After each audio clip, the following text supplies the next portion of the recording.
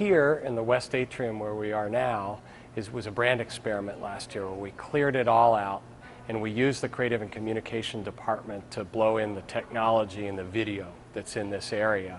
And then we used the color schemes in here to test out a new brand for the Palace, which is now a blue and silver type of look. And we liked it. It worked out. People were socializing better in this big open space. We were able to load in more technology than we had been in the past. And so, unencumbered by space and by the ability to put in technology, we took a look at our 200 level concourse, which is where most of our fans are.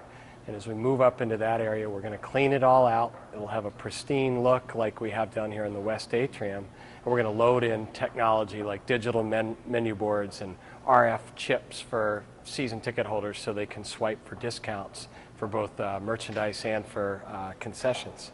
So the idea was to, one, open up the door to a better socializing experience, and then load in technology to make that all happen and make it a pretty thrilling time for fans. That upstairs part that's going to be an open gathering space, is that kind of part of that idea? Yeah, so in addition to the concourses, 100 and 200 level that we're working on, we're renovating 40 suites. We're putting in new accoutrements to 40 out of 100 in the lower levels.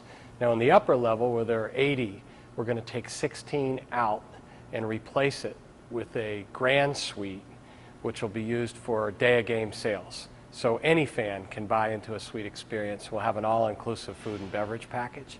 And we're using that, too, to experiment. There are texting boards attached to it.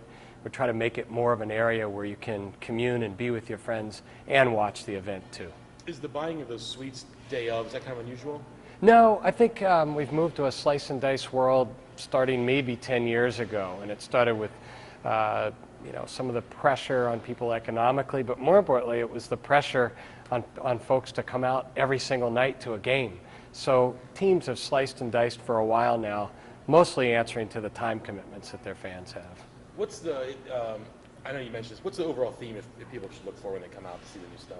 Just, I would say it's a thrilling environment and a great place to escape. So a big part of escaping was to take some of the clutter that was existing in the suites and in the hallways out of the mix and make that a nicer experience for everybody so they can really enjoy the food and beverage and the merchandise opportunities and the promotional opportunities. Next year, as a third phase of this, we'll move into the seating bowl and do work in the bowl as well. What's the total cost for you guys if you're talking about that number? This year, roughly $14 million, last year 10, and we'll look at similar numbers in phase 3 and phase 4.